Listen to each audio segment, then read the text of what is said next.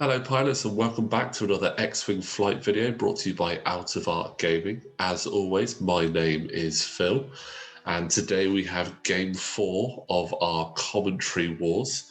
And for this I am joined by... James. I am the player on the right of the screen in this game. Hey James, welcome back. Yeah, obviously you were one of the pilots in this game, so I thought it'd be quite nice for you to talk us through how you felt the game was going and everything. And your opponent for this one was Quinn, flying a suitably stacked list as he likes to fly. There is a vast difference in how our lists are built. Yeah, so he's decided to take more upgrade cards than you have ships, to see exactly what he can do with them. I mean, we might be here a while going through what he has on the list. So I guess you may as well make a start on Quinn's list now then. Yeah, okay, and by the end of the video we might have finished it.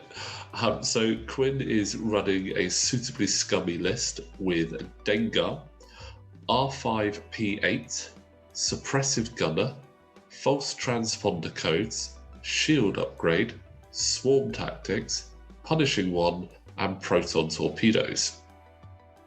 Pause for a breath. We also have Bosk in the YV666 with Auto Blasters, Sam Vessel, Perceptive Copilot, Greedo, Contraband Cybernetics, Shield Upgrade, Marksmanship, and the Houndstooth Upgrade. And finally, we have the Nashtar Pup with False Transponder Codes, Cluster Missiles, and the Shield Upgrade. So, surprisingly, all of that does fit somehow into 200 points. Yeah, it's also worth noting that the Nashtar Pup is docked onto Bosk. Yes, so for those of you that aren't familiar, the Nashtar Pup is essentially the escaped craft for the YV666. It cannot be deployed unless Bosk has been destroyed. When it is deployed, it does have some interesting abilities, namely that you have the name, initiative, and pilot ability and ship charges of the friendly destroyed Houndstooth. So essentially, Bosk jumps in the Z95 and Scarpers after it's been destroyed, which just feels so scummy. It's great. I love it. Yeah, he's one of the most notable Scum characters in the game, so it makes sense. Yes, I mean all three of these characters are quite known in the movies. You've got Zam from the Attack of the Clones, episode 2, and then Dengar and Bosk make appearances in Empire Strikes Back in the Scum and Villainy Bounty Hunter lineup, and obviously they have a lot of shenanigans within the novels as well. Yeah, they show up all over the place. Yeah. But anyway, enough about Quinn's list, because it's going to take us a long time to go through all of that again later.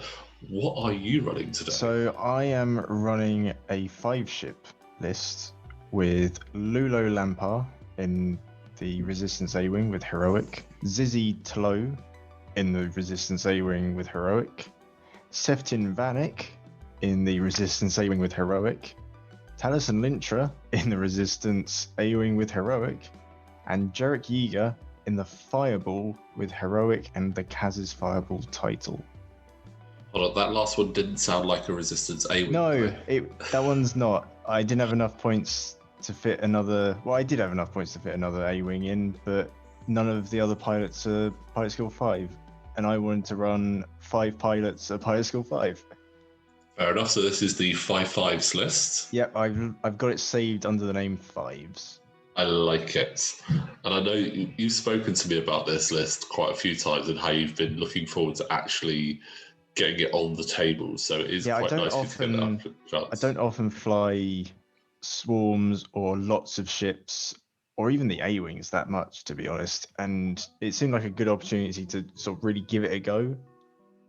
Yeah, definitely. I do like the Fireball though. I do find that quite fun. I guess I should point out that the title lets me choose the damage card I get at the start.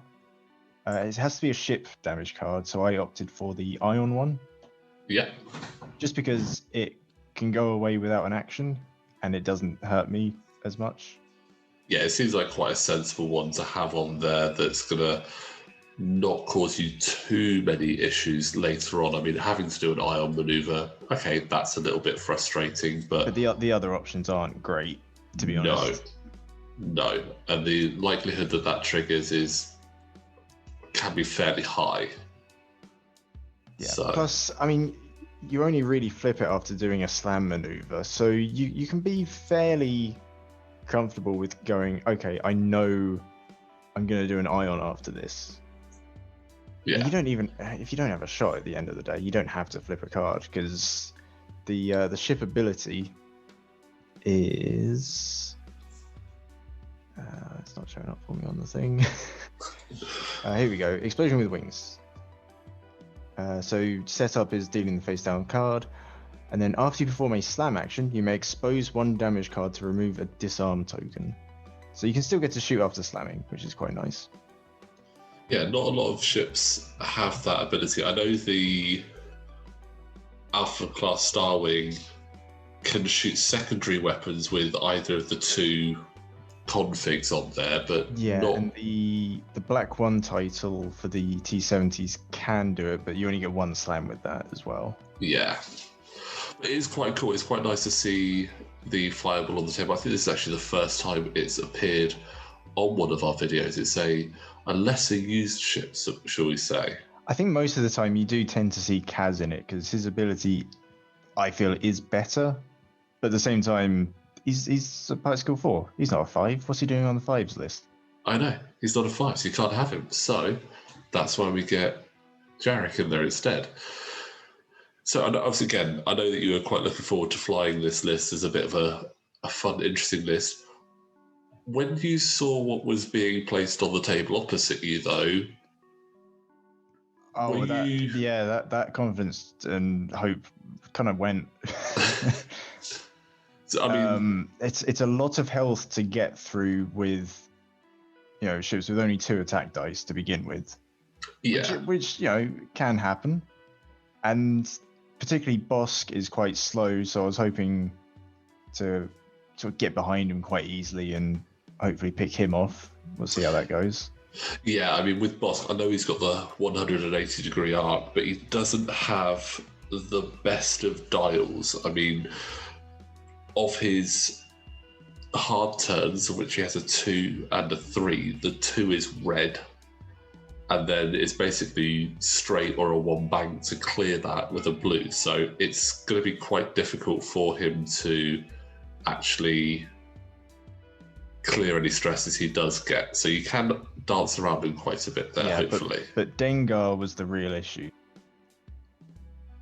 Yeah, Dengar is scary for this list. He's initiative 6, so he's got the jump on all of my guys and girls. Yeah.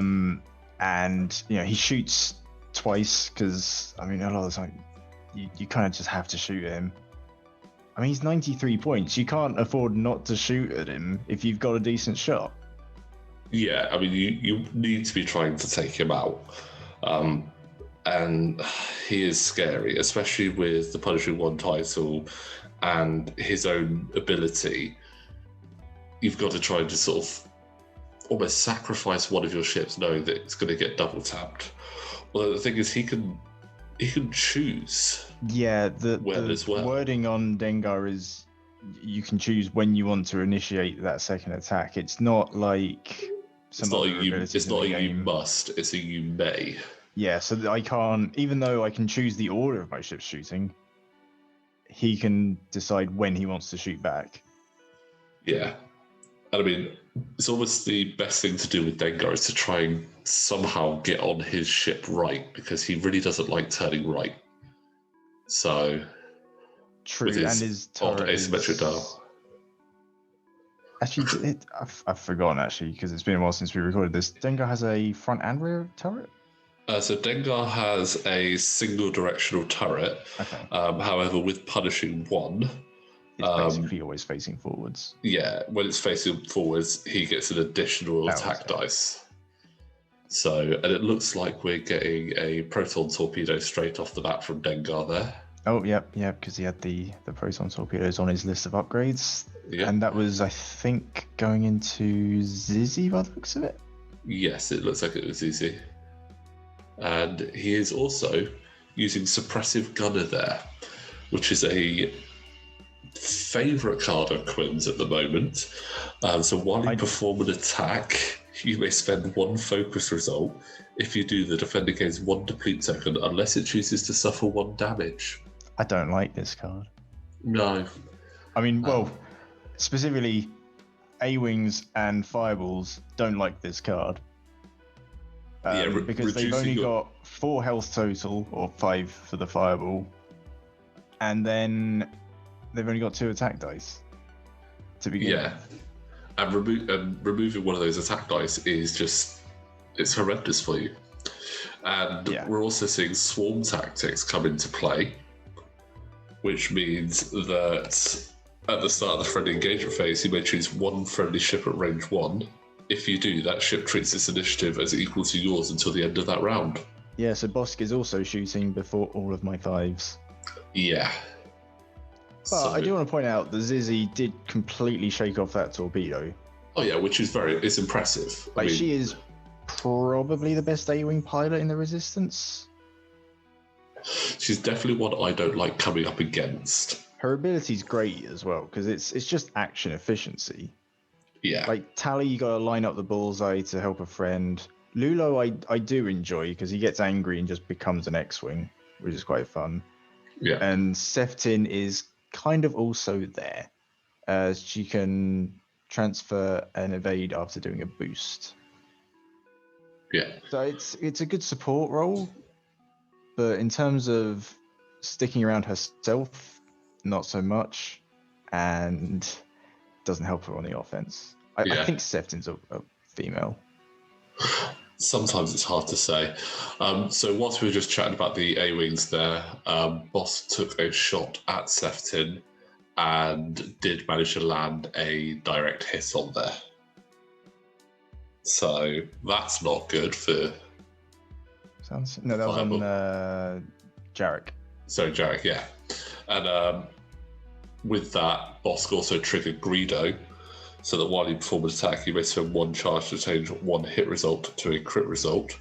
While you defend, if your charge is active, the attacker may change 1 hit to a crit result. So it's sort of a good double there for him to spend Greedo as soon as possible. Especially with swarm tactics, it means that you don't get to just change 1 to a crit. It also means I don't get critically damaged, which helps out Jarek's ability, because if he is critically damaged, he can execute red advanced maneuvers like the talent rolls, even while stressed. That's pretty handy. Unfortunately, that's not so handy. 1 dice versus 3. This is where Suppressive Gun is going to get really painful, I think. Yes. Yes, it is. So at this point, I'm starting to realize that Suppressive Gunner is going to absolutely neuter my list, and I need to take out Dengar, which means triggering his ability quite a lot. Yeah. I mean, you've got to try and really get that weight of fire in there. And the frustrating thing is, as well, is I'm pretty sure that he can use Suppressive Gunner on both his attacks. Yes. I've also sent Lulo a bit too far out of the fight to begin with. Really trying to flank down there, yeah. Well, yeah, because if he can, get his boost and get behind something, he gets stressed from his free boost, and then he gets an extra attack die, which was the plan. We'll see how it works out. I mean, it's a good plan, but as everyone knows, a great plan only lasts until you see the enemy. So... And all of their upgrades. I think this is another torpedo? What's the 4 dice from?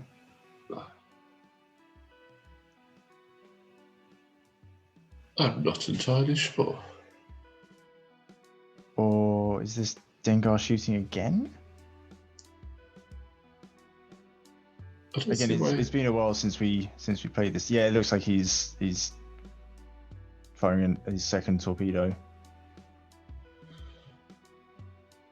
because I think Dengar's wording on his ability is just you can do an attack. It doesn't have to be a primary. Oh yeah, it's after you defend. So yeah, he's spending that second taunt to really try and knock you out. So both torpedoes have gone into Zizzy this turn and haven't done a thing. So I mean, that's a positive. Yeah. I don't even think she needed to use her second focus, actually, looking at it. No, and I mean, the scary thing is, obviously, Proton Torpedoes, that's 12 points he's just spent and got nothing for it, so... Yeah. So interesting. Yeah. So, I mean, that surely should fill you with a little bit of... a little bit, but at the same time, realising that a lot of my attacks are going to have just one attack die, not great. Yeah, that is where it's going to become quite tricky. I was also hoping at this point that maybe the clouds would help me a bit, because if he goes through the clouds, he might get not a deplete token, strain token to reduce his agility, which might balance out the suppressive gunner a bit. Yeah. I mean, that could be quite helpful for you, obviously reducing his agility so that it's a little bit of a fairer fight. But it's a tricky one there. Yeah. I think Dengar's definitely going over it next turn. I think Bosk, depends on what he does, might miss it. I do like Quinn's list though, because it's two ships, but they are in effect both pilot skill 6. Yeah. And Dengar can shoot twice, and Bosk potentially can shoot twice with Zam crew. Yeah. So you're still getting, probably 4 attacks. More likely 3, I guess. Yeah. And and they've got good attacks as well. It's not like their attacks are lacking. I mean, the Bosk has 3 attack dice in a 180 arc. So despite the lack of maneuverability in that ship, still got good coverage there. And the combo with Greedo as well. Yeah. Greedo and Bosk working together. That is a good combination. It's going to cause you quite a bit of trouble there, unfortunately. I think it might. Yeah. And also as well, if you think about it, Suppressive Gunner is likely to ruin any chance of triggering Heroic on attack. Because if you're only rolling 1 dice, Heroic does not trigger with just 1 dice. And it's much harder to trigger it on defense. Yeah. Because you need 2 blank results as your only results before you can re-roll with Heroic. Yeah. Although I have in the past had to re-roll, I think 5 green dice with Lulo once. I mean, it's fun to have that option, but you're almost there like, can you not just score good rolls straight away? Don't tease me with it. I think that attack ended up still hitting him as well, which is a shame. Bosk has gone... Bosk has landed... clouds. Yeah, but he did not get a strain, so not quite as helpful as you're hoping. Yeah, he's also in a pretty good spot to, have full arc on everyone. Yeah. So I was hoping to get Jarek kind of just in the way and block them and deny them at least some tokens so that their attacks aren't doing quite as much. Well, as it stands, Bosk obviously has no tokens because Quinn was doing the red maneuver there. So you've slammed in, disarmed, evidently chosen not to flip your card to still try and get a shot. Well, I know I'm not going to shoot Bosk. And... not sure where Dengar's going to be. I don't know where Dengar is, and yeah, it didn't feel worth it. No, I completely understand that. And also doing a 1 ion... a little bit. Yeah, doing a 1 ion towards that cloud where, even though it can't do damage to you, it sort of puts you in on the back foot a little bit. And there is a bump from... Yeah, I think also I wasn't quite anticipating Bosk being where he is, and I was hoping that Jarek would be a bit further out of the way for... actually, who is there that bumps? Was it Tally? Or... no, Tally's that one. I think that's Zizzy? I think that's Zizzy, yeah. It's kind of hard to tell because... I mean, most of them have their own paint schemes. Yeah, but obviously TTS has assigned them colours that are different to what their ships it's like are. Zizzy is in the red A-wing with the yellow base. Yeah. Lulo's in the other red one with the red base, so he's okay. Sefton matches up actually, but Tally is the blue one on an orange base. Yeah. And then Dengar does that. Yeah. He did clip the cloud though, so he does have to roll for a strain. Which he does get, so that is an advantage there. Yeah. But it does mean that Dengar is in a pretty good position right there. Yeah, he's hiding behind that cloud, which is quite nice for him. It does look like his arc is in the front as well. Yes. So that's going to cause quite a bit of pain there, and I can assume that he's going to trigger swarm tactics on Bosk as well. I mean, why wouldn't you? Yeah, so you're looking at probably 2 range 1 shots minimum coming in there. So here's the first range 1. So this is, I think, going into Tally. Or actually, no, this might be Bosk shooting first. I'm not entirely sure. We'll see. Oh yeah, so that's I think that's triggering Greedo. Yeah. So that's, I'm guessing, going into Zizzy. Yeah, range 1 to make up Zizzy. For the missed protons. Yeah. You know, he's got so many upgrades, but he didn't take the munitions failsafe. Yeah, I mean, it's a... Then again, the shield upgrade, bit of extra health. To be honest, he couldn't take the munitions failsafe because he had the shield upgrade. Yeah, but you can swap them over. Yeah, but I think I'd take the shield. I don't know, you've spent 12 points on... Actually, is it 12 or 13? It's 12. A lot of points for proton torpedoes. I feel like maybe you do take it. Yeah. Well, unfortunately, it looks like Zizi has taken a lot of damage there. Yep. Stunned pilot as well, so that is not I mean, she did good. a good job dodging those torpedoes, but then Bosk rolled up. Yeah. It looks like Dengar is going to shoot at Tally, I think. Well, again, I think you've got a range 1 shot on an Yeah, and the A-wing. other two are further away and probably through the cloud. I mean, Ludo's definitely through the cloud. Yeah. And Sefton doesn't have a shot, so it's not as much of a threat. And also, it makes more sense for him to shoot at Tally there and try and trigger Suppressive Gunner, which yeah, he has. I think also because again, I don't fly the A-wings a whole lot. I forgot about Tally's ability to give Zizzy an extra green die, because I'm pretty sure Bosk is in Tally's bullseye. Yeah, I would say that's going to be 100% in bullseye there. So I mean, that's the risk you take with flying new stuff. Yeah. Not knowing how all the abilities work, or just that they even exist at times. That wasn't a great roll, but luckily you had that evade there to get out of that that's one. the evade from old pal Sefton. Boosted around and passes over the evade. So it's pretty handy. You've got a list that does work really well in combination with each other, trying to support each other, which is, again, it's quite a rebel resistance flavour. I think it definitely has potential. It's just a very tough matchup for it in this particular game. Yeah, I think that was a bit disappointing on that roll. I think against most... All right. Very disappointing, especially when he rolls that evade. I think against most any other list, it might perform a bit better. But again, these two very stacked. It makes it quite tough there. Yeah. Also, I don't often fly this many ships. So in the hands of someone who is used to flying swarms and remembers abilities, I think this could do well. Yeah. I'd be interested to see this in the hands of Amy with her aggressive flying. Yeah, but she'd never use the resistance.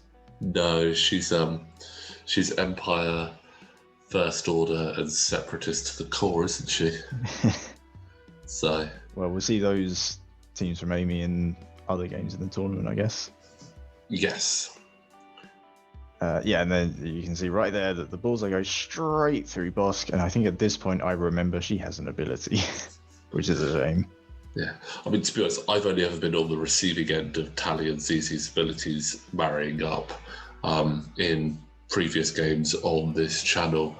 The games where it was Tally, Zizi, and Super Ray, which I don't like Super Ray. She's like very, Ray. Ray's very good. She's very good. So remembering obviously that you've got the deplete there, so rolling one, going back to one die. Unfortunately, nothing there. Yep. That one die of hope. Mm-hmm. And an unstressed Lulo, because again, I didn't think Dengar would be there, so I didn't try and stress Lulo for the extra red attack die. Yeah, I think, to be honest, most people probably would have thought that Dengar was going to be doing some form of bump, but when Boss came around hard, it's hard to say. Maybe it was going to be a deliberate bump, but I mean, he's got a good hit. Yeah. And he can change one. Change one with the cloud. I think one goes through. So one would go through there, so that would be one shield down. First bit of damage that I've done. Yeah. Again, as you said, that there's a lot to take out, and then. Oh yeah. So that's the shield upgrade gone. Yeah. And now here comes Boss to shoot back. Dengar to shoot back. Dengar to shoot back, yep. Well, he doesn't have to shoot back. He just gets to shoot. So I think he's... Yeah. No, actually, yeah, it does have to be the attacker, doesn't it? Yeah, so you do have to, does have to be the attacker that you shoot back at. You don't get to do that bonus shot. I can also use the cloud, and I got 4 evades on that. Nice. It's quite handy for you. And luckily, he also didn't get a focus, so there was no suppressive gunner trigger, which, again, you can clear with a blue maneuver, but you'd still like to have more of your dial available and your red dice. Yeah, I mean, I guess if I was stressed, then I wouldn't have had 4 dice there. I would have only had 3. But with the roll that happened, I feel like it probably would have dodged anyway. Yeah. Actually, did we go over the crit that Zizzy got? The stunned pilot. Stunned pilot. No, I don't think we mentioned it, but again, I can imagine that's not a great one. So after you execute a maneuver, if you move through or overlap an obstacle, suffer 1 damage. Here's the obstacle one. Fortunately, there's no one right in front of her, but she is right in the middle of 5 Yeah, obstacles. so she kind of needs to go straight disengage and then come back in, really. So it's not the best place to be, but it's not the worst place to be when you get stunned pilot. But it could be better. It could definitely be better. Especially where it's a card that you can't actually repair either. Yeah. Unless you had an R5 Astromech. Yeah. Which you can't stick an Astromech on an A-Wing, which I think is actually quite good because... That would be a bit silly. That would be very powerful. Also, where would you fit it? There's not enough space on there for an Astromech. Well, they managed to fit one on the Jedi fighters. Yeah, but they stripped out so much stuff on the Jedi fighters because it was Jedi flying them. So that's where that is different. But again, yeah, I think an Astromech on an A-Wing would be just too crazy, and I don't think many of them would actually be worth it either. Because again, ones that affect the dial, the A-Wings have the best dial in the game. For I guess maybe the regen ones would help because they're quite good at getting out of the fight. Yeah. Skip a turn of shooting to get a shield back. That might be worth it. God, I would hate that. Like, the regen ones are tricky as it is. So Bosk jumping over both of my ships there. Yep, clearing that stress. So that's putting him in a nice place to block there.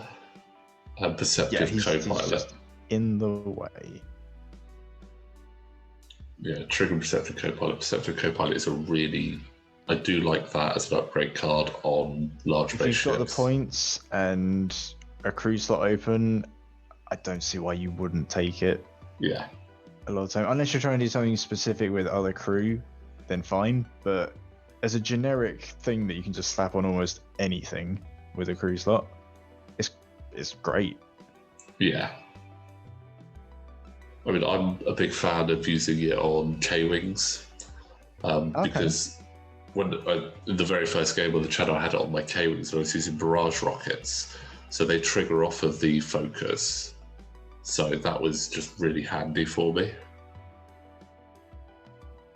Yeah, I guess if you've got other munitions that need a focus, you've got one as like insurance if you get shot at first, and then you've still got one around so you can use your munitions. Yeah, I like that. So we are going to have some close-in fighting here, and I think it's quite likely that there's going to be a bump from Dengar. Oh, there's probably going to be a lot of bumps this turn, I think. Unless Dengar went real intense and did a I think I purposely failed Lulo's boost here to stress him, so he's got extra attack die. Yeah. Since Sefton around the side, I think... Yeah, I do the boost. I might try and pass it to Lulo. Ooh, you are in range. You are just in range 1. So, yep, evade token going over to Lulo. And it looks like you've got a really good channel to block Bosk there. Dengar even. Why do I keep calling him Bosk? Until he does that. That's what I thought. And then that happened. And at this point... Yeah, I'll tell you what. I was a bit like, if you'd have left Sefton, do that, can't it? If you'd have left Sefton where if I hadn't boosted to pass over the evade, because I was like, I've got an ability. I remembered the ability. I'll do the ability. I was so focused on that, I didn't think, what if he ends up here? Yeah. I mean, it's a great maneuver there from Quinn. I'm not going to lie. He's in a spot where only Zizzy has a shot at him. And it's not a great shot. It's a terrible shot, really. Yeah. The only benefit is the Bosk is outside of range for the swarm tactics.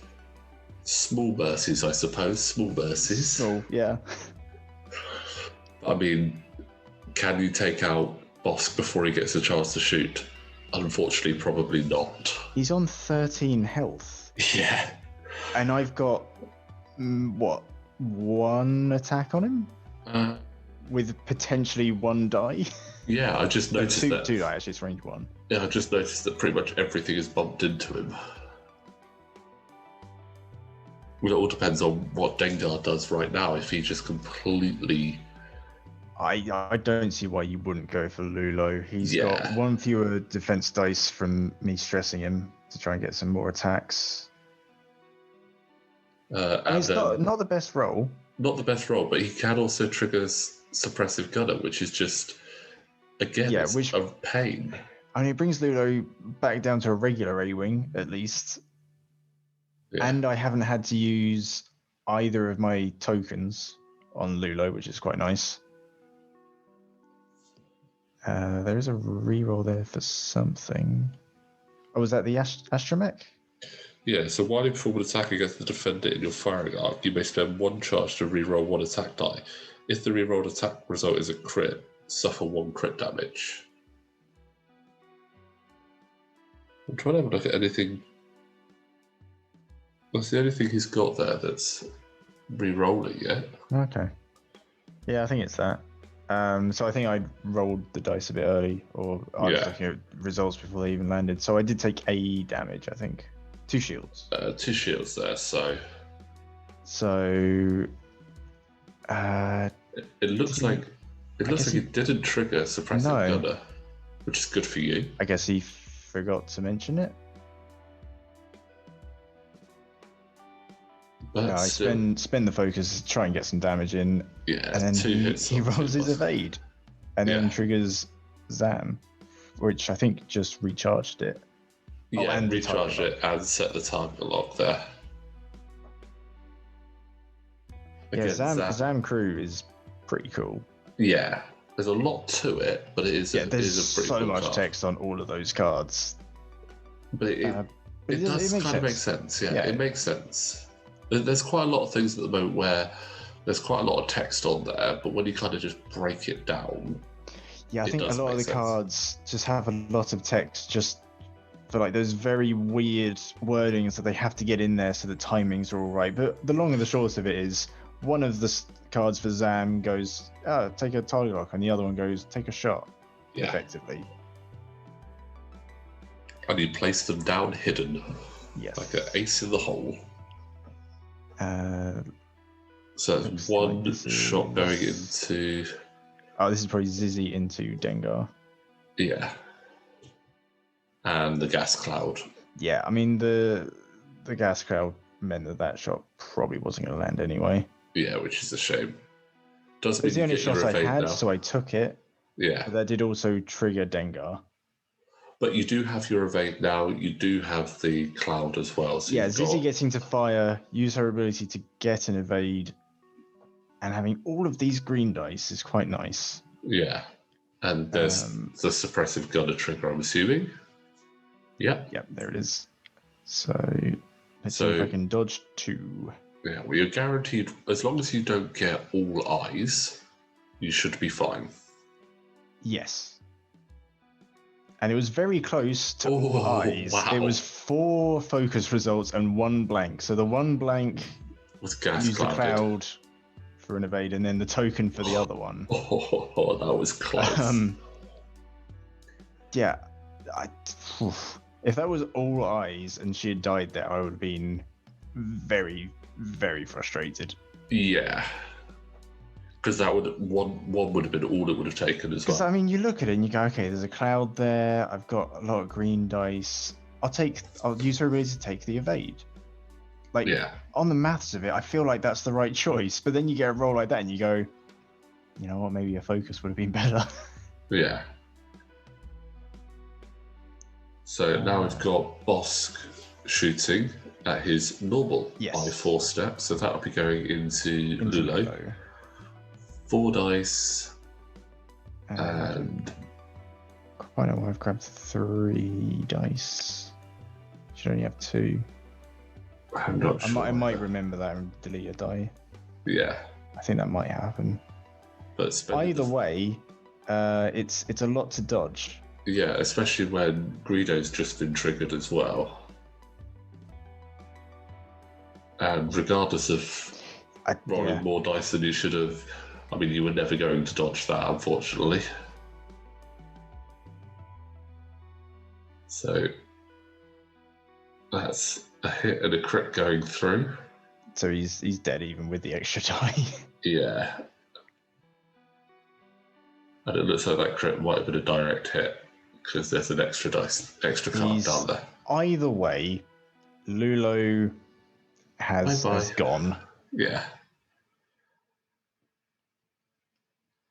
He's a cool character though. I'd like to see him in the Rebel A-Wing. I mean, when we spoke about the announcement of the packs, he was one of the cards that you said that you wouldn't be surprised if you saw included in there. He shows up in the Poe Dameron comics, and he's just a cool character. He's like the old veteran of the team. And they're like, oh, okay, we need to wait for rules of engagement. He just goes, no, I'm going in, and just does an attack run on this first order platform. It's full on Leroy Jenkins. Yeah, a little bit, yeah. At least I ain't chicken. I love a good old Leroy Jenkins moment. And there's the crit marker there just to remind yourself so that you don't try and trigger a maneuver over that gas cloud. Particularly on 1 health, because it would definitely mean death. I mean, you don't have Dead Man Switch on there, so it's not going to help you. I very nearly put it on Jarek, because the Fireball does have an illicit slot. Wow. But I do like that title instead. Yeah, I do like that as an illicit. I think it's funny, especially when you can trigger it. And I think one of the most hilarious triggers was actually Connor versus Quinn in a previous game, where he elected not to. Connor versus Quinn. He elected not to spend a focus so that one of his Z95s died and caused a lot of damage. Right, because he was in the fray. Yeah. I mean, you can fit. I think it's 6, maybe 7 of the basic fireballs with Deadman Switch in one list. And at some point, I want to try that just because it sounds hilarious, especially if you can like chain react all of the explosions in one turn. Yeah, that does sound quite interesting. Let's have a quick look. So that's the Colossus Station mechanic. Yes, with Deadman Switch. Deadman Switch, which is 26 points. So yeah, you can get a few of those in there. Yeah, that could be fun. I mean, I've seen a lot of lists floated around at the moment of quite interesting, crazy things that you can do. One list I was shown, I believe it was 6 or 7 Hawks, all with thermal detonators and delayed fuses. And the tag with it was, if you do this as a mirror match, you can detonate 64 bombs in a turn. Oh, okay. And my first thought was, when are we trying that out? Because that sounds hilarious.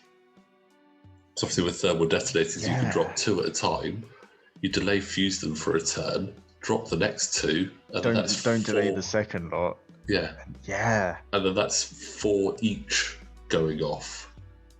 That's a lot of bombs. That would be hilarious. Absolutely hilarious. And then you just have one ship that was just out of range of enough of them just to survive and just be like, where did everyone go? Like, there were ships. Yeah, everyone's dead. I win. So that would be quite interesting. But is that really a win? I mean, for comedic value, it's a win. From a technical point, yes. I mean, if I saw that happen in a game, I would just think it's hilarious. I mean, that'd be one of those, you know what, I'm not even mad, I'm impressed situations. I think I've seen a few times where people have done stuff where you just look at it and go, yeah, I'm just going to sit back and I'm going to applaud that because that was great. Yeah. So we've got Bosk obviously doing the slow turning background that he needs to do. It's a shame you don't have any form of ion weaponry right now because that would be a great position on Bosk. What could I even take? I guess the ion missiles? Yeah. How do they work? Spend a charge if this attack hits.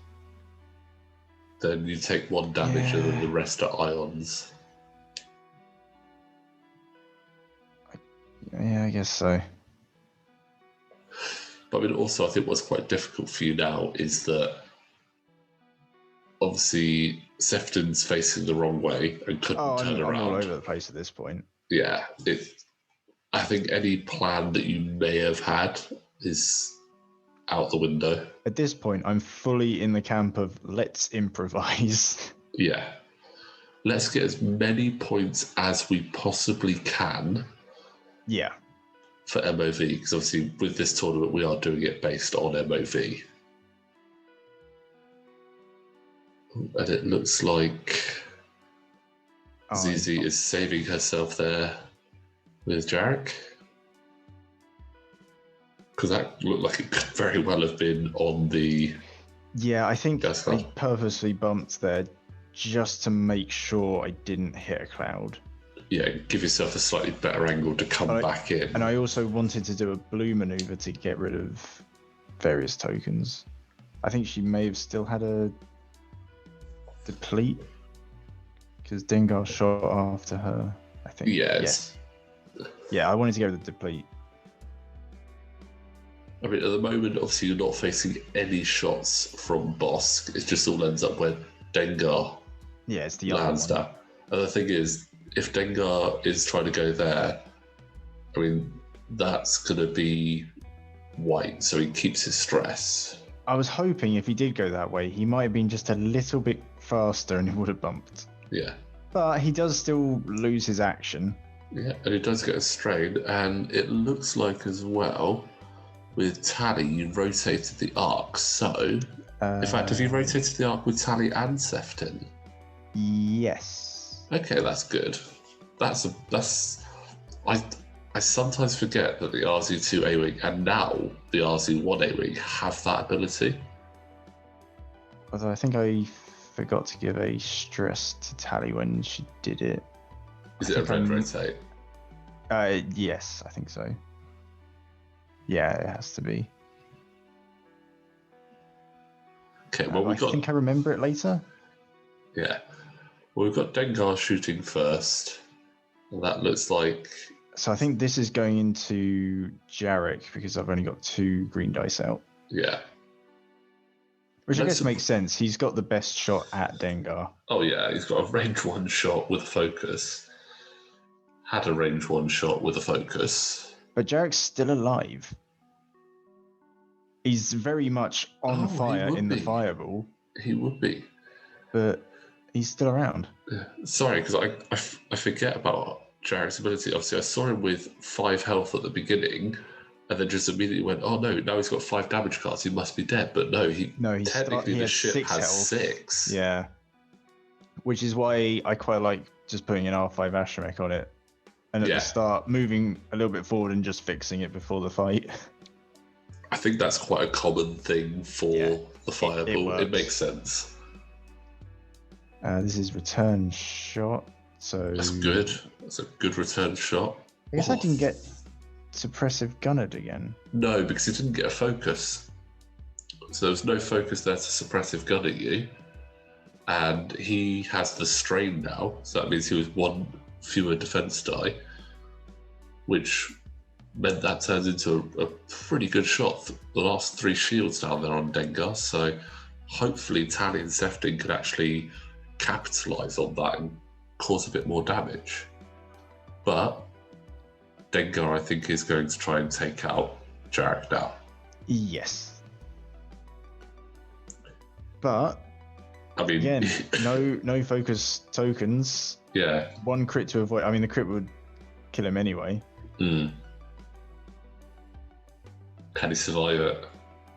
He does. He does. So Jarek hangs around for another turn. That was all in all, that was a good exchange of shots there between, but in Jarek's favour between. Dengar and Jarek. I mean the fact that he survived 2 range 1 shots from Dengar and actually did a bit of damage. Yeah, well, 3 shields off. That's true. It was the last of the shields. And now we've got. I think this is Sefton. Yes, I believe so. Or it could be Zizzy. No, it was Sefton. Okay. Unfortunately, there's the evade. Yep. And now it's Zizzy. And luckily, it's not obstructed. So yes, this is. There is a cloud peeking out. Oh, is it Tally? Yeah, sorry, I keep getting them mixed up. There's a lot of A-wings on the board. It's fine. And I do get a little bit of damage in. 2 go through, so that's some points on the board as well. I've got half points on Dengar, which at this point, I mean, considering like the start of the engagements, I'm pretty happy with that. Not just that, it puts you in a fairly good position. Like Dengar's now only got 4 hull remaining. That's feasible if you can do some crazy shenanigans with Zizi and Sefton. If I can keep guns on him, then yes. But also guessing where he's going to be is tricky. Yeah. And hoping as well that his gun doesn't take out one of your ships. I mean, there's also that, yes. I mean, you'd like to think that Sefton and Tally aren't going to go down that quickly. They've still got 4 health. So yes. But I think Jarek and Zizi, it's going to be tough. It is. We'll see how it goes. And Bosk has got a little bit of time to come back into the fight. He does, but I think at this point he kind of has to do one of his hard turns. So yeah, he's got the 2 red hard or a 3 white. Although, does he have a 1 bank? He does have a 1 bank. Okay, a 1 bank might be alright. But I think even after doing that, you still have to do. You'd have to do the hard after anyway, that. So you may as well just do it now. I mean, I would probably do a 2 hard because I think it's hard to judge, but I think the 3 might be just too far. I wouldn't want to risk the 3. Yeah. I mean, as well, looking at where obviously you've got a lot of the ships, they're down that sort of side. So I'd just say do it too hard. And then Yeah, you can don't just go do too fast. Keep the firing arc as wide and far back as you can. yeah. I mean, that 180-degree firing arc is crazy on the Houndstooth. Yeah, I kind of wish the Wookiee gunship could get a bit more out of it. Yeah, I think it's one of. There's only 3 ships that I know that have the 180, and that's the Houndstooth, the Wookiee gunship, and also the HMP. And I think out of those 3, I think the HMP probably has the most benefit from it with its side slip. True, but Bosk is a large base. Yeah, so Bosk does have the advantage of being a large base ship. And I think the Wookiee gunship, it's not quite as... It needs something to give it a bit of a boost, I think. Maybe a new title or something for it. There's quite a few ships that, although they're good, there's a little bit of tweaking here or there could help. I mean, we're already seeing like new upgrades with, the rotating guns for the Rebel A-wings and S-foils for B-wings. Yeah, and we've also got the titles and talents for defenders. Yeah, the ship-specific talents as well. Yeah. Yep, and the Tier 4 belly run for the Y-wing, which is just a hilarious.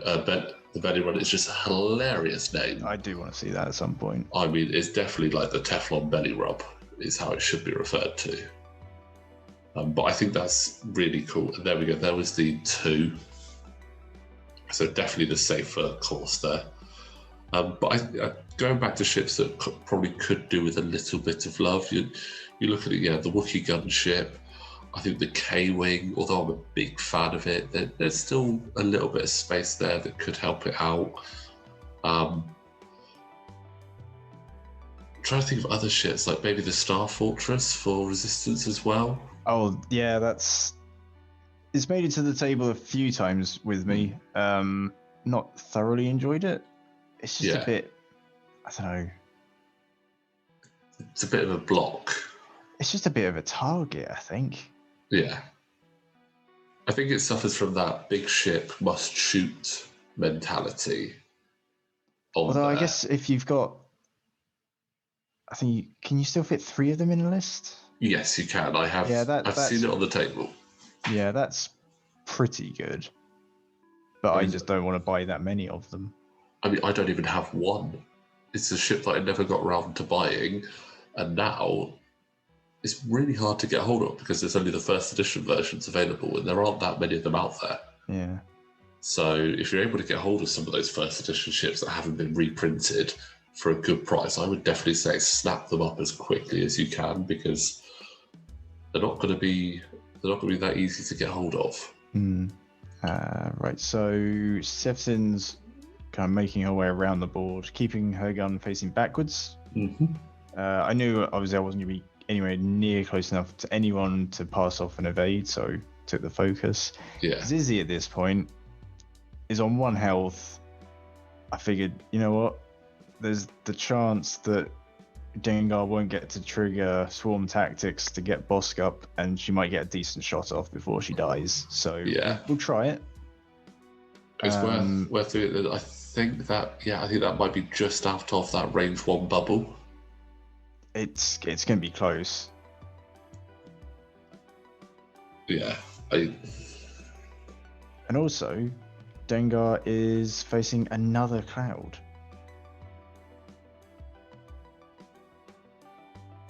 I mean, it's not doing damage, but, it's helping me a bit. Yeah. But it's going to give you that. I don't think it's going to be obstructed though, which is the problem. But it does mean that he's going to have to fly over it. Yeah, there's. Oh, there we go. Now here's the question: is that close enough to trigger swarm tactics? I don't remember. Yeah, well, I mean, I'm looking at it. You've got potentially 2 shots into Dengar because Jarek might be able to do it. Oh. I'm not sure if he's. Maybe we just looked and went, no, it's out. Yeah, I mean, looking at the range he had there on Sefton, and Sefton looks a bit closer. I don't think that he would have it, but there's Suppressive Gunner again. Yep.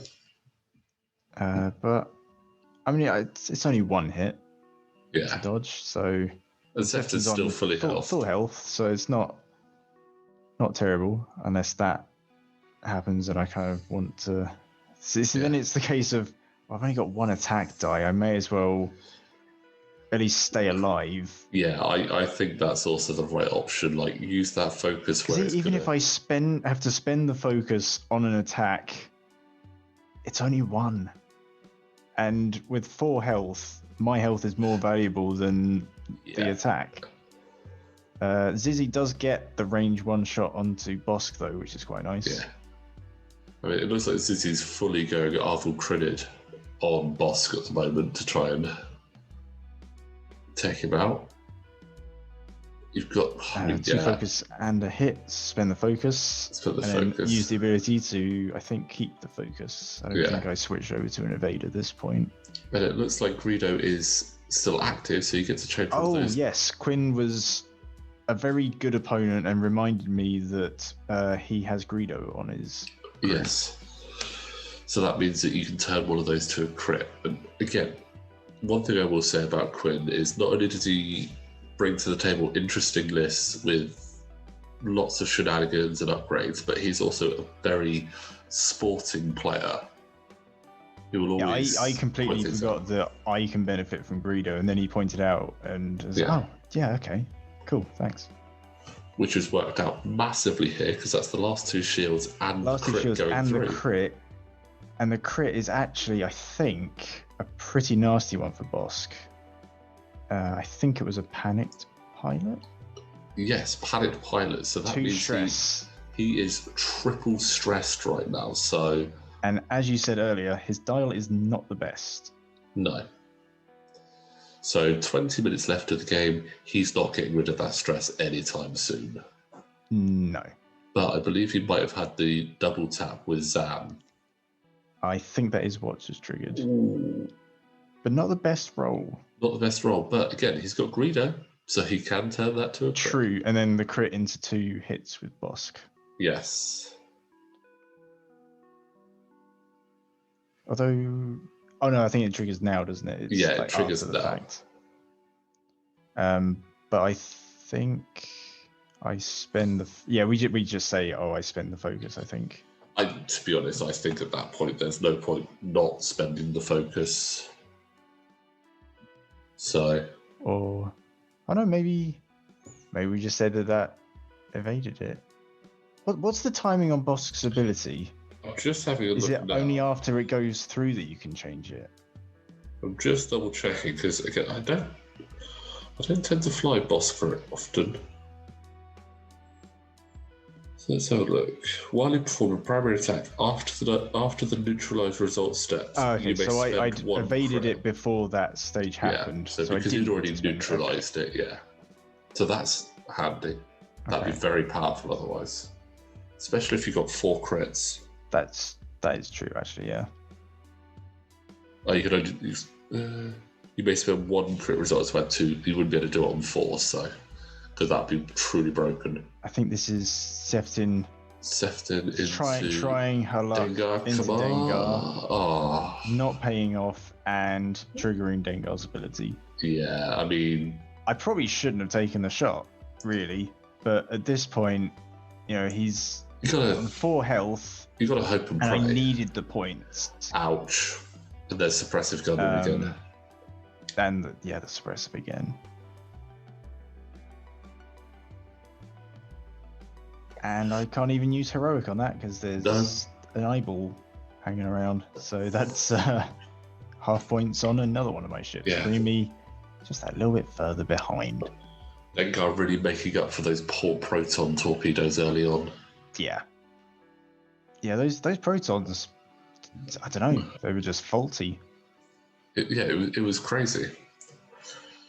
What have we got now? I think this is Bosk going into Zizzy to get that 1 bit of damage. Bosk's regular attack. So that's 3. So you can survive this. I could potentially survive this. I do have a focus. Oh, and it's just not enough. no, even with the focus, that's still the final one. But you know Yeah. what? To be honest, you've got that panic pilot on the boss, and you've got the shields down. So that Yeah, was I'm a glad good that start. the Hail Mary from Zizzy sort of paid off. Would have been nice if she survived, but again, she survived 2 protons at the start of the game. The fact that she was still around now is incredible. Yeah. Did we check Jarek, see if he had a shot? He took one earlier, Oh, right. and he was depleted, and it was still cloud. It didn't do anything. Oh, fair enough. Sorry, so much going on. There's a lot of ships, and there's a Yeah. lot of shooting, even though there's only 2 ships on one side of the field. Yeah. Although, at this point, it's probably going to be a little bit easier to manage your dials and everything. Yeah, I mean that's one way of looking at losing a lot of your ships. Yeah. I mean, to be honest, I've been on the receiving end of things like this as well, where like you start off with quite a few ships, and then suddenly you're there like, well, my planning phase got really simple.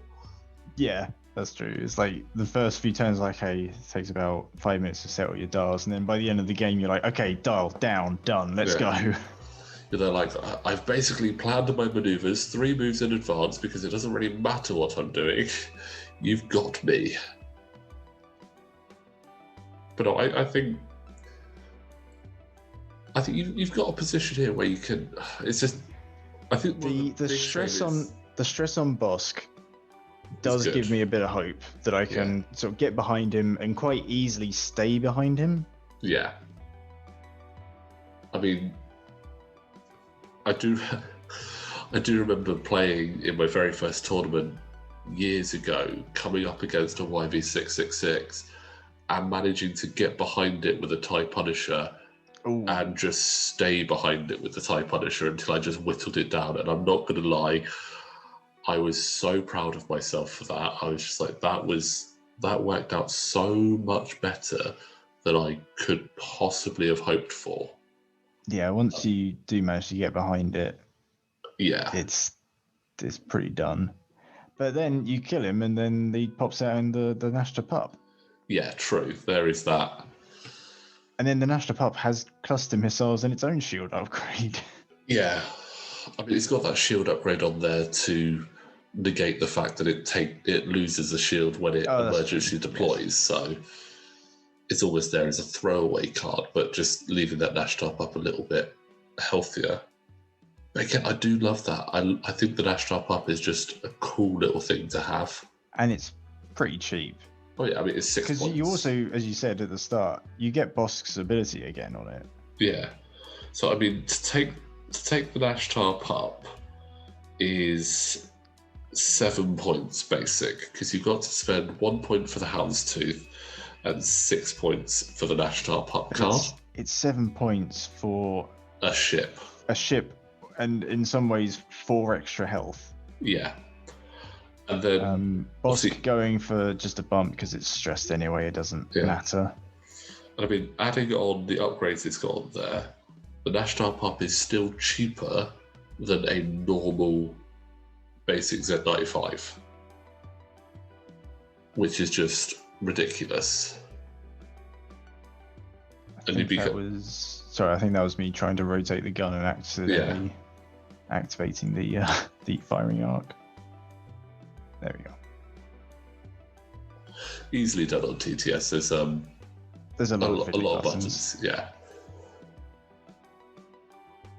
I mean, how many times have we marked a ship and gone, no, where's it gone? Oh no, it's only marked. How do I unmark it again? Yeah, and then accidentally undoing a move because you forgot to flip the dial to set a new move and stuff. Yeah. There's still stuff to figure out. I find it funny that you can mark the ships on this because you don't really need to.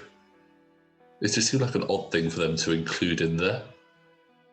Yeah, well, I can't think. Wants it. Yeah, I can't think of any scenario where marking the ship is necessary in a digital setting. Yeah, but I think at this point Quinn is trying to see if he's in range 1 of Bosk to stop Jarek shooting first, or if not, and he wants to maybe reposition a bit. The thing is, I don't think there's any reposition where he can be in range 1. Well, I mean, like, go further away. Yeah.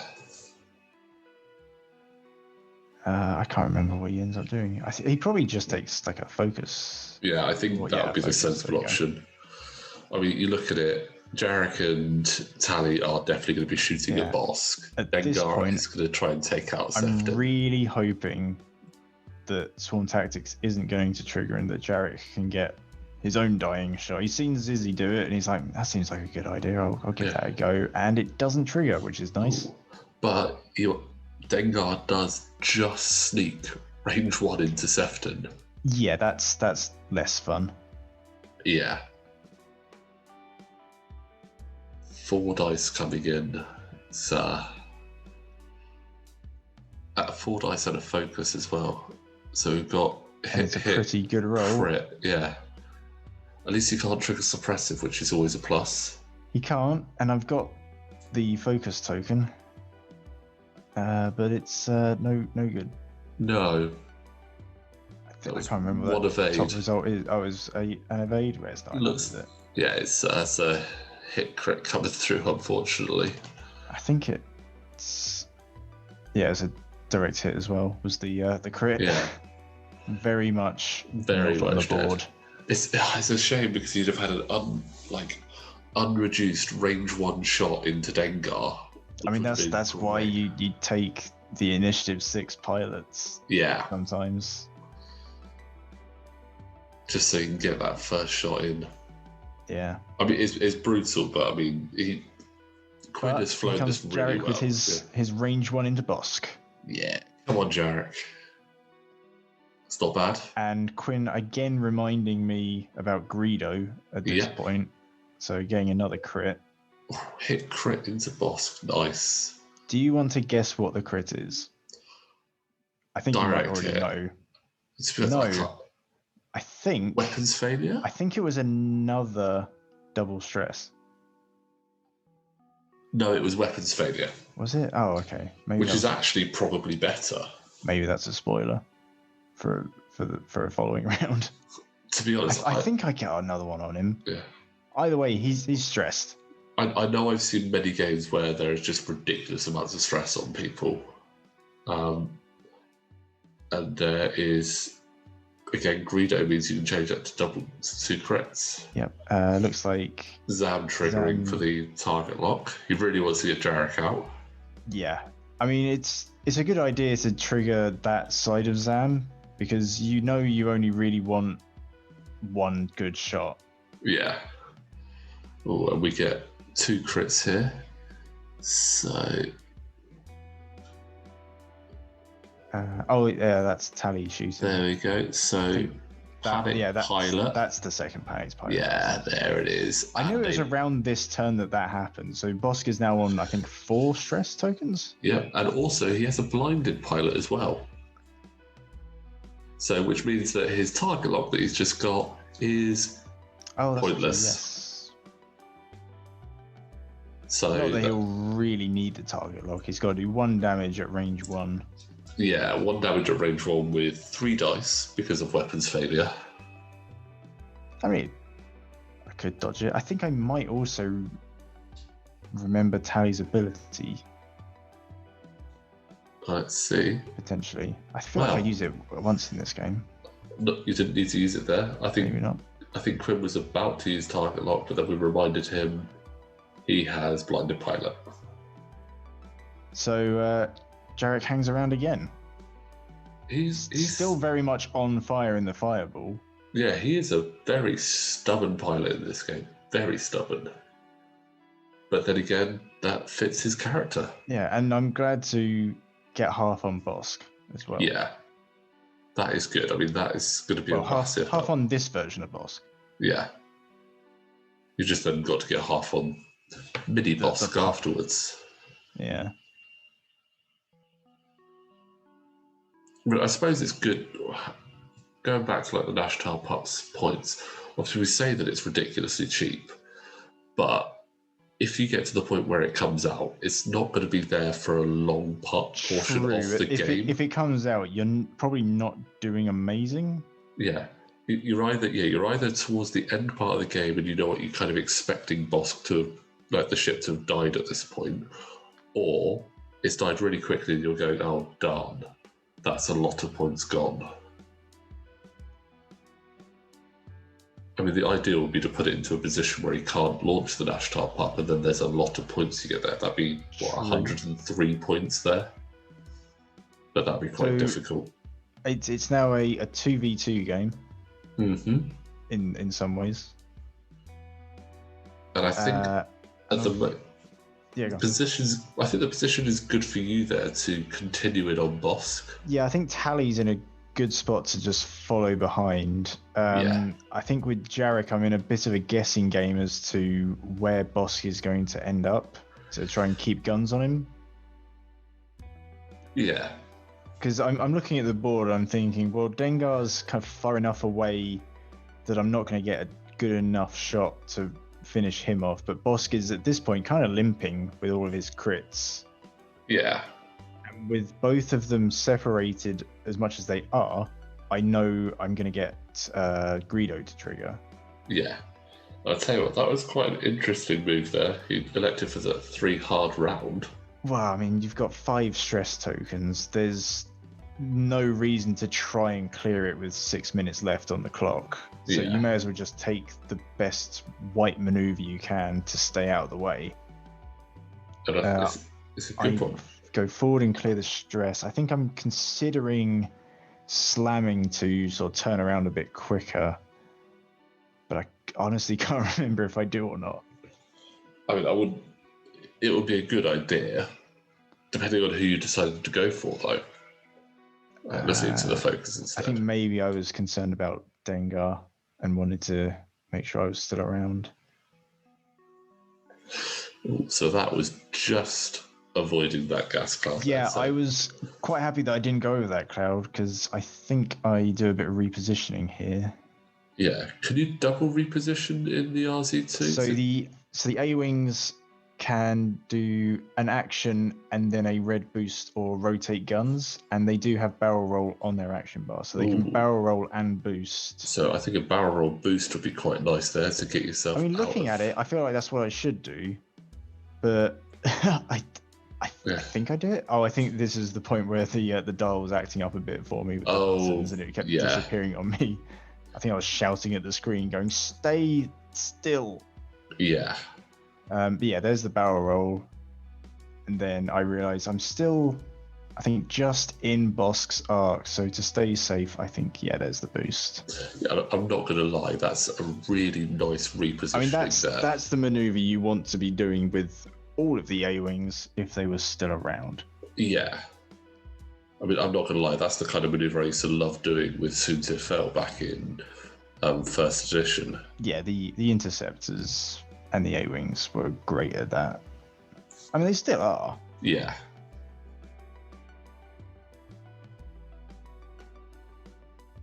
So it looks like a focus there from Dengar.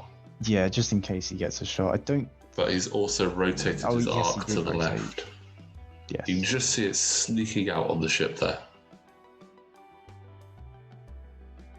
I think... so it's close enough to trigger swarm tactics, but it doesn't matter. It doesn't matter because swarm... I think I'm just in range 3 with Tally. Although that looks like it. I feel like even if you can shoot Tally at range 2, you try and finish Jarek. Purely because Tally's on full health. The only reason I would potentially go at Tally is suppressive gunner. Yeah, that's true. I mean, you've got a focus and suppressive gunner, but then again, it's only 2 dice. True, because you don't have the front arc. It looks like it is going into Jarek with all those green dice I pulled out. Yeah. Only 1. So, I mean, you're guaranteed to evade that. Well, not guaranteed. If they're all blank. You've got the cloud. Actually, yeah, I was guaranteed. Well, almost certainly guaranteed. Yeah, I mean, you've got the cloud, and then if it was all eyes, you've got the focus. So and again, if they're all blanks, I've got heroic. Yeah. So yeah, he was pretty safe actually. So range 1 on Bosk. Greedo is still live.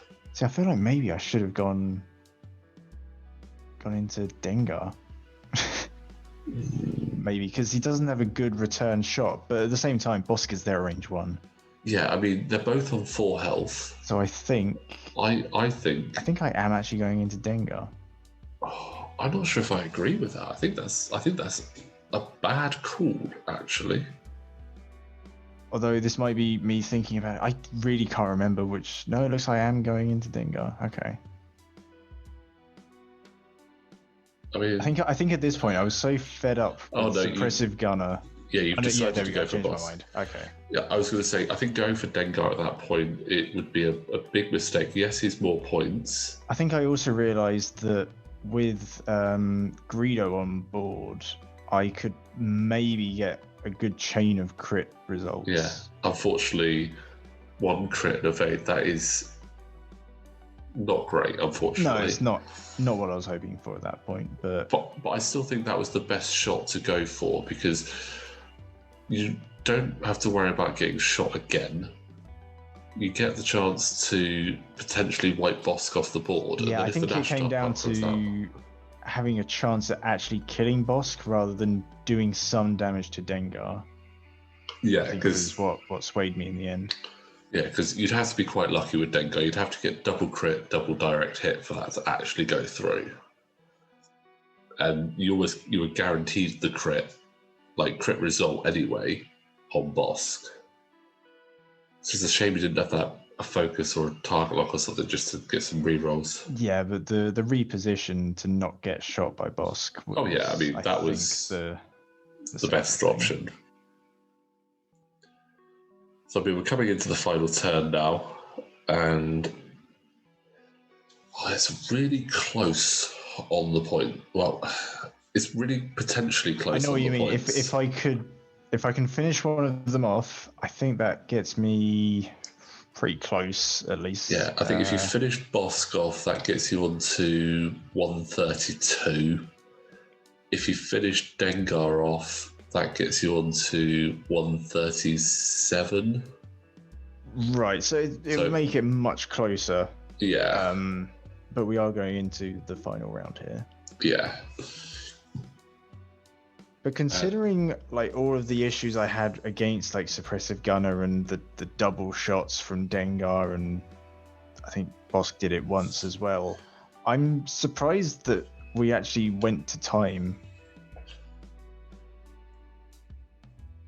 I mean, potentially, yeah. But I think that you've still got a lot of ships to... You have a lot of ships to go through, which I think... Yes, we're technically still playing, and stuff still might die, but the timer has hit 0. I thought this might have been over a while ago. Yeah. But I think things, like I said, you've got 5 ships for him to actually deal with still. So even with all the potential for double tapping, etc., it's still a lot for him to have to deal with. And I'm not going to lie, I think you've had a bit of a game plan. You've managed to stick to it, just keep whittling away and not just let those early ship losses completely throw you, which was quite good. Quinn, you stuck at it. Quinn did a very good job of forcing my hand on splitting fire quite a lot, because a lot of the time it was I could carry on shooting Dengar, but Bosk is right there, and it meant that I wasn't doubling into targets. But even if I was doubling into targets, it never felt like it was going to do anything. Yeah. So his positioning with his 2 ships, one of which being fairly maneuverable, the other one being a brick, was very good. So you've just done the fireball slam there, and triggered a card. I stand to try and get a shot. Flip a card. Unfortunately, the card chosen at random, and I think it ended up being a direct hit. So the fireball went up in flames. Which is, it's a massive shame, but it's also kind of funny. At the same time. I mean, I'm not one to go, it's safer to do this. It's far more interesting to try it. It feels like the resistance thing of give it a go. Yeah. We'll point our ship at them and just hyper speed into them. Yeah. In this I mean, case, it didn't work. In the film, kick it hard enough and it might work. So, I mean, the resistance stuff it does have, like, in the movies, it has that feel of, like, kind of just using what we have to hand, especially in Rise of Skywalker, is what flies, that'll do. Well, the whole thing at the end of Rise of Skywalker is, where'd they get a fleet? It's like, it's not a fleet, it's just people. Yeah. And that's an incredible shot from the side of Dengar into Tally, dealing a single crit, which is a shield. And I think that's it, because I don't think Tally has a shot. No, Tally... Check. Oh, her arc's still facing backwards. She does have a shot on I forgot about this. So, 2 dice versus 2. What could got the gas cloud. Two direct hits, maybe. Yeah. Right? That's what we're hoping for. 2 direct hits and he... Oh. Okay, so it's not going to kill. It's not going to kill, but it could do something. Oh, it takes him down to 1. Oh, that's... Seeing that and it not being like... Well, it takes him down to 2 at the moment. If I'd rolled a crit, I could greed over the other crit and maybe it could have, but I can't remember what that crit was. Oh, it was another blinded pilot. It was another blinded. So... It was just... Yeah. It's a shame. I mean, a double direct hit would have been hilarious. Although actually on that roll, he could have used the cloud, actually, I think, which he forgot, but it didn't matter. Oh yeah, that didn't matter. It wasn't enough to take Boss Scout. So I mean, all in all, that was well played by Quinn. That's a strong list, particularly against little dice. Yeah, I mean that was good fun. Thoroughly enjoyed watching that. I know, obviously, I think you've learned some new respect for Suppressive Gunner. I learned a lot from that game. Also, watching it back, I feel like I actually flew better than I remember. I remember coming away from this game and going, God, that was abysmal. But no, actually, I was more impressed with myself watching it back. Yeah, no, you flew that well, mate. You did fly that well. It was a tough matchup with A-Wings versus such chunky ships with so many upgrades. But I think you did fly that very well. But we can have a look now at the current point standing. So that's game 4 done. So a fairly solid victory there for Quinn, making up a little bit for his loss to Amy there. And in regards to the table, it does move him up to 2nd place, just ahead of yourself by 2 points there. Wow, I didn't realise it's that close. Yeah, it was quite close there in the middle of the table. So that's, obviously, as I said, 4 games down. So we've got plenty more to come. But James, I just want to say again, thank you very much for playing and coming along to help commentate that and give us your thoughts on how you felt you were doing in there, which was a lot better than I think you thought. Yeah, definitely. So yeah, but it was great to have you back on the channel. Hopefully we'll have you on soon. But as I said, guys, I'm going to leave it there. So thank you very much for watching this video. As always, please do like the video, subscribe to the channel, and click that notification bell to know when the next video is up. And we will see you next time.